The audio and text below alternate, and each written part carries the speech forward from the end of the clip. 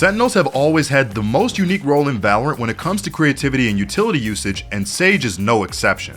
She has shown time and time again that despite the years of nerfs, she does have a diverse and creative kit that can be applied to every map through unique Grim Walls, choke point denial, and supporting her team through heals and revives. Let's go over her map pool together with this Sage guide series for every map, starting with the one and only Ascent.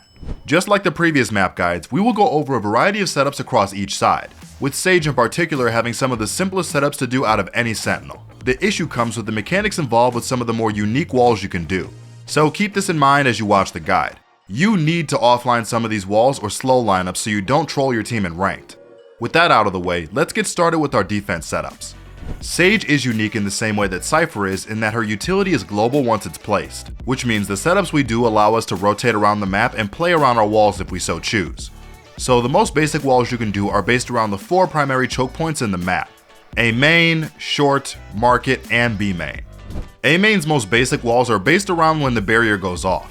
If you want to pop your wall right as the barrier drops, place your wall directly leading into main to give you some early information and verticality to peek. Bring a teammate with you so you can double swing this location or swing with some utility like a flashbang to get maximum value. If you do this wall properly, you can also peek into tree room and get some unexpected attackers caught in your crosshairs. The other variation of this would be with you doing a wall based around audio and utility. If they are rushing for A main with a KO knife in tow, playing to dodge the knife or wall off of it for this choke is ideal. Wall in front of A main is shown. This allows you to path onto the bricks as well as rotate safer than the previous wall, leaving your team safe for the duration of the wall unless contested. Practicing your utility outside of a ranked environment is an excellent way to master your agent, and there's no bigger advocate for perfecting your role than Fnatic's Boaster. He's worked with ProGuides to bring you a masterclass course on how to get your team together to perform at its best. Click the link in the description to check it out today and find out more. Short has one primary wall you want to use, which is an angled wall partially going into the deeper part of short. Line up your wall onto this part of the white wall, and the end of it ending at the entryway where the spawn barrier is. This prevents attackers from using the box on the left to jump onto your wall while still stalling them enough as they break or fight you on the wall. If done correctly, you can also path onto the double stack green box and take some unique angles on arches with good enough movement and timing. Market finds itself 2 primary walls to use. Wall diagonally from Market here towards the door frame next to the steps. You want it this way so you can jump from pizza onto your wall whenever you want, giving you 2 options early: fighting initially on the side you walled up on, or pathing to jump onto it from the other side. The same can be said for walling deep arches, since you can path up from the right side of the bench onto your wall whenever you'd like to fight or flank enemies. B main has 2 walls you can do similar to A main, one for when the barrier drops and one for playing off of the audio. Keep in mind with both wall setups that you can swap what you do for when, but the success rate and consistency with what we show will favor how to frame each of these walls. Wall vertically towards the corner here when the barrier drops for the fast fighting wall, or hold your wall vertically for the choke here to wall off audio or utility. Both of these give you a fighting chance and allow utility like flashes or darts to pop through the window to give you an advantage while fighting on your wall. Slow orbs are a very situational piece of utility that can vary depending on the circumstances of the round. Does your team want to peek top mid? Slowing tiles can prevent fast mid control from attackers, and vice versa if your team wants to fight tiles. Does the enemy jet dash through into sight ahead of his team? Save slows to isolate this jet and slow the choke enemies are popping out of. Are they retaking a lot? Find slow lineups based around where enemies play on site the most, like backside on B or A main on A. Keep in mind, you can use these while fighting or as a trap with ultimates, but you have to coordinate to get the best value. Communicate your intent on this and your walls so your team wins more rounds. One last thing before the attack side. If you want to save your wall for mid-round and use slows early instead, this is totally fine, especially if you find that you get into sight consistently for the retake. This is because saving your wall for retake on any map can give your team a free spike defuse. But be wary on Ascent, since both sides can negate your walls with options around vertically every agent can exploit.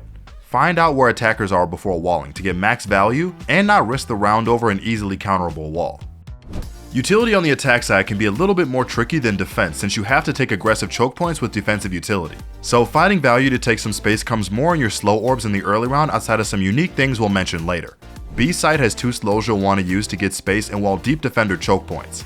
First, find this great outside of B for lineups. Then use your slow orb UI on these 2 points on this wall. The first point being at the top of this window.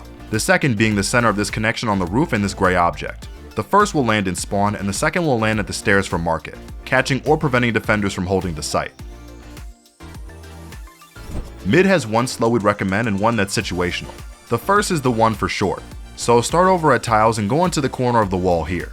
Throw one slow at the top of this greenery here, which will all get short in one go.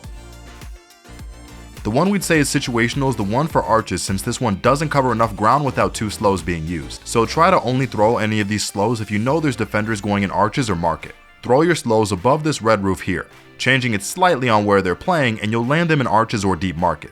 Test it offline to find your own variation in this. A-side is two slows you'll want to use to gain space, one for heaven and one for door. The door lineup will use the bottom of this UI that pops up when your slows are in your hand. Put it on this fractured point in the sky and throw, and it'll bleed in and out of the door. The heaven slow will use this orb icon like B-side from before. Put the top of this orb icon on this flower bed and throw. It'll land in the center of heaven as shown. Last but certainly not least with Sage are the Grim walls. These are walls that are popularized by the Valorant content creator Grim, which revolutionized the way you look at Sage across every map. Because we sadly aren't Grim, we are going to show one unique wall for each side that can net you some cheeky and unexpected frags. The best way to find more Grim walls outside of this guide is to watch the legend himself, so you can go check out his videos in the description below. To finish out the attack side, we are going to do this wall inside of B main on the orb. First and foremost, getting this orb is the max value play here, but you don't always want to have to do this. This is because as you rise in ranks, this wall will become more and more common, so grabbing the orb may give away the fact that you are B main and you want to do this stealthily. To start, get on top of the orb box. You are going to practice jumping backwards and walling on this box to get a unique 3-piece wall extension that otherwise wouldn't be possible. If you don't do this jump, you will only get 2 sections on your wall and you will become an easy target. This extension lets you see deeper into spawn or market as well as seeing into the site, so let the frags trickle in.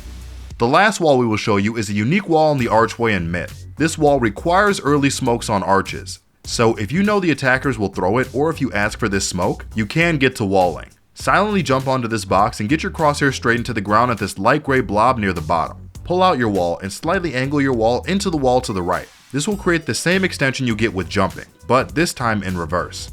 Now you can either fight top mid or jump on top of the wall on tiles to fast flank the B players. Before we go, we just want to reiterate one thing with all these setups. Don't expect perfect play the first time you go out and try these different setups, slow orb lineups, and Grim walls. Thank you guys for watching, please like and subscribe if you enjoyed it, and I will see you all next time.